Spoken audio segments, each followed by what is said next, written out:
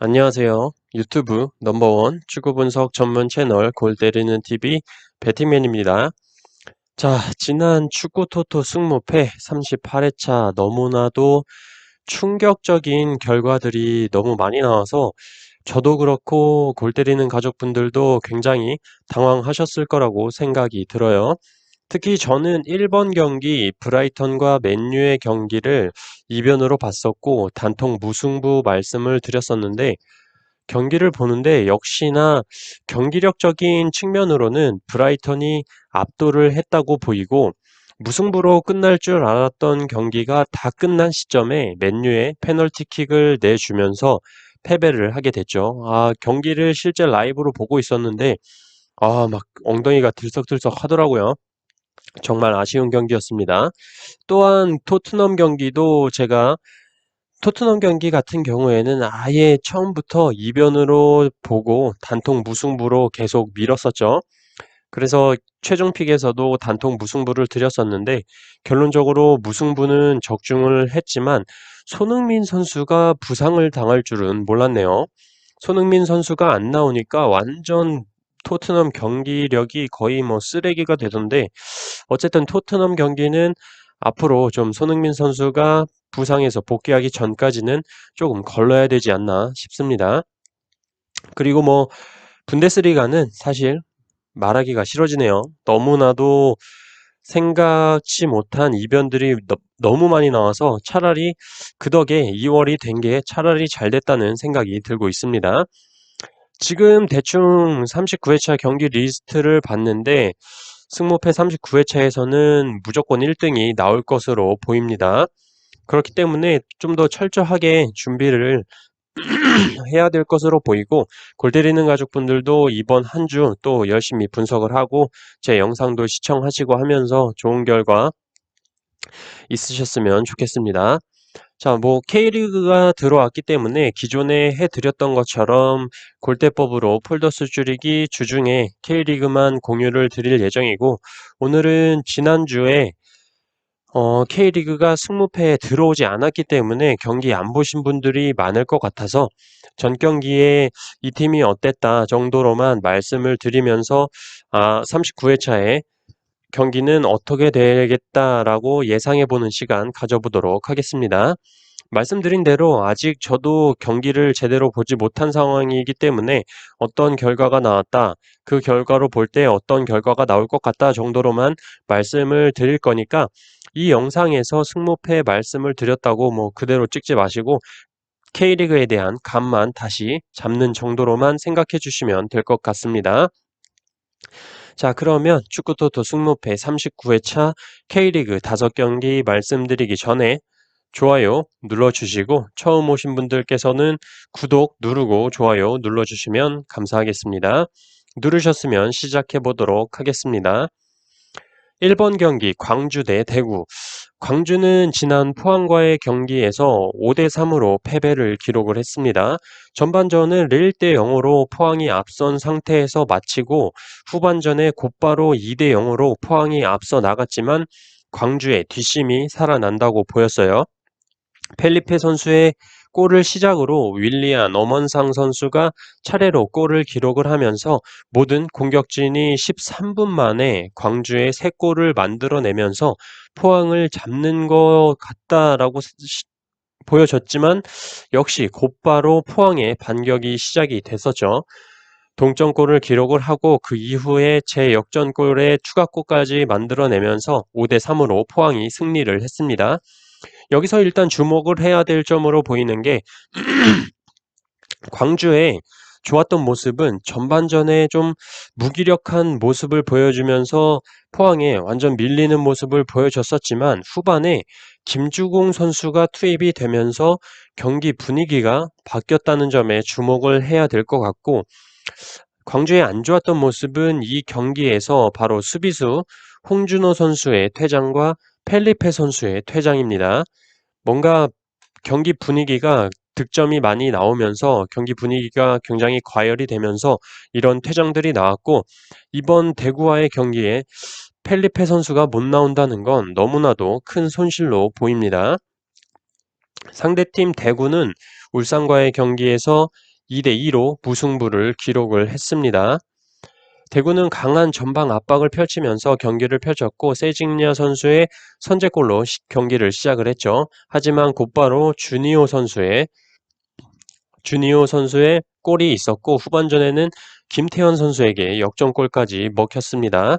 경기 막판 그대로 울산의 승리로 끝나는 듯 싶었지만 박한빈 선수의 추가시간 동점골로 2대2 무승부로 경기가 끝이 났죠.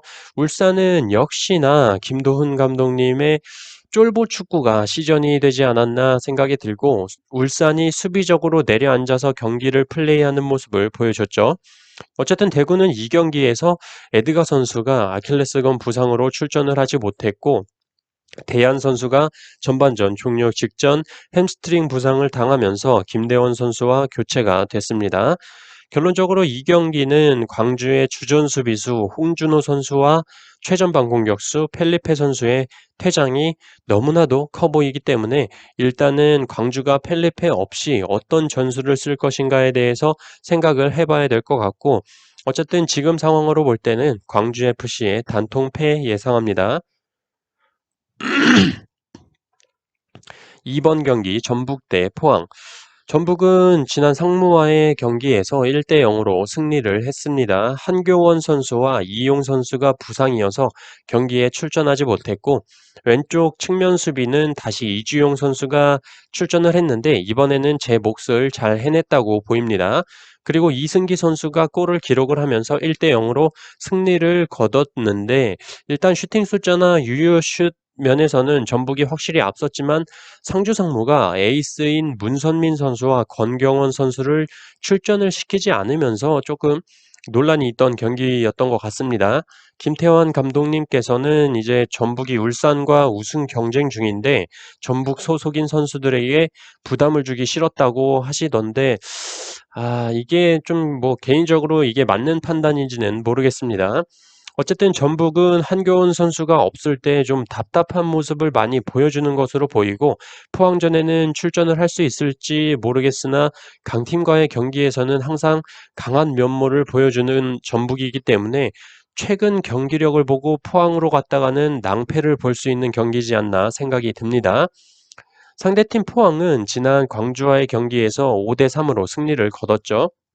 선제 득점에도 불구하고 광주에게 단시간에 역전을 당하는 모습은 수비 불안은 다시 경기를 돌려봐야 될 것으로 보이지만 어쨌든 포항의 문제점으로 보입니다.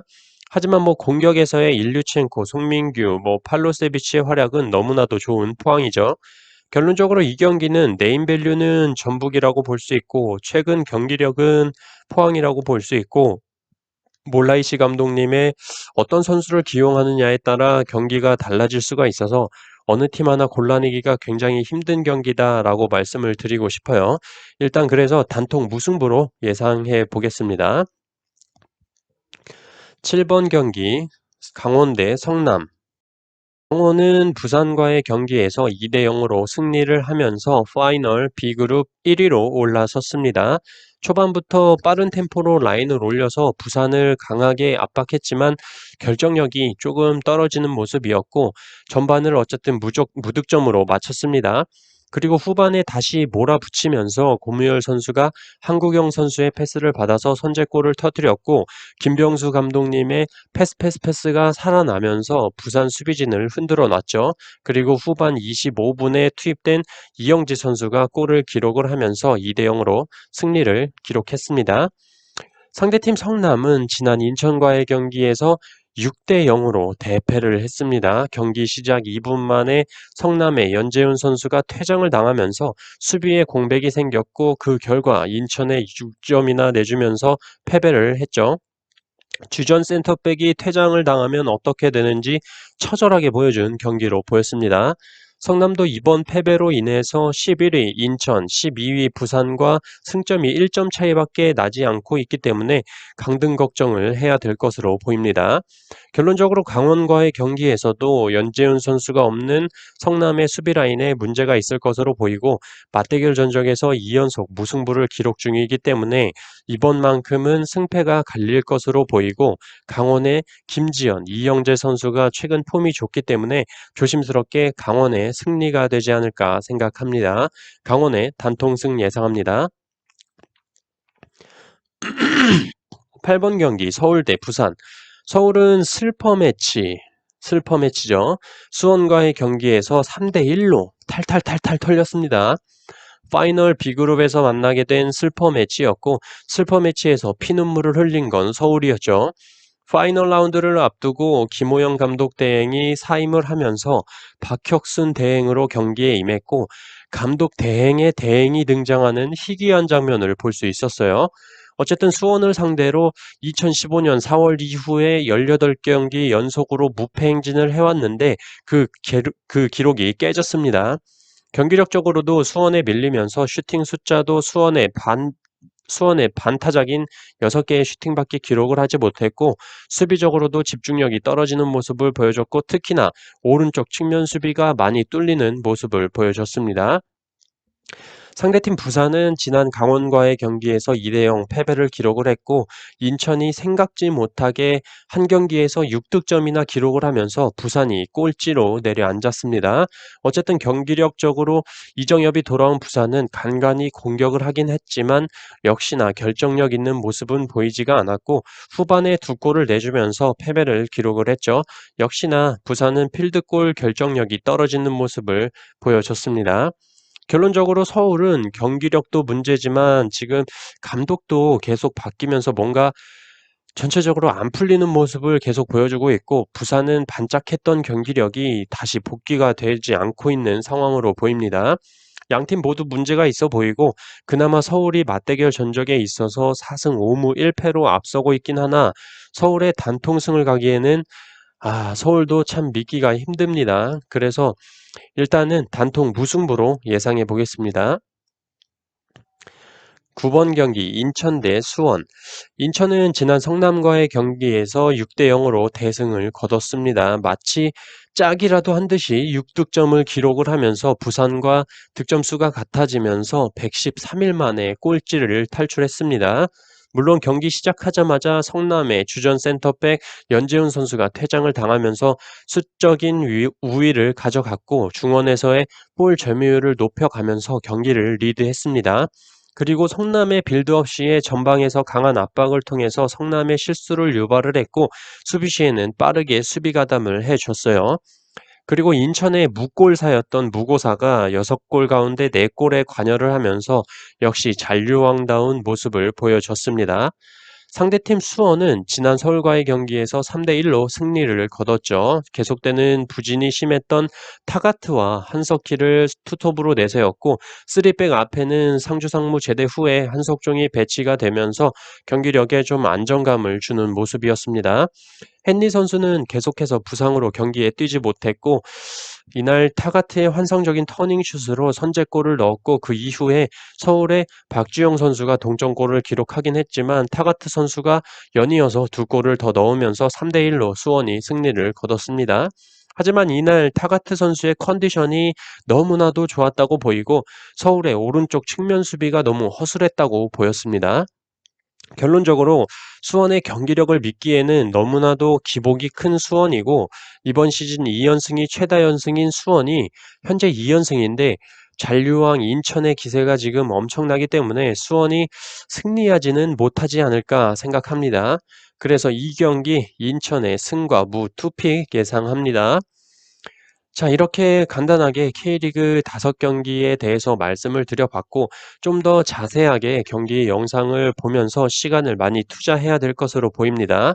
지금 K리그를 보면 그룹이 나눠지면서 뭔가 좀 큰 이변은 나오지 않을 것으로 예상이 돼서 적게는 한 경기, 많게는 2경기 정도 투폴로 잡고 나머지는 프리미어리그 이변 경기 잡는데 쓰는 게 가장 이상적이지 않나 생각이 들고 있습니다.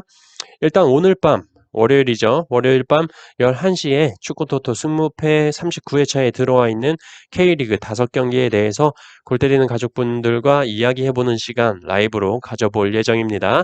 많이 오셔서 좋은 정보 서로 공유하는 시간이 됐으면 좋겠습니다. 저는 주중에 또 다른 분석 영상으로 골 때리는 가족 여러분들 찾아뵙도록 하겠습니다. 이상입니다.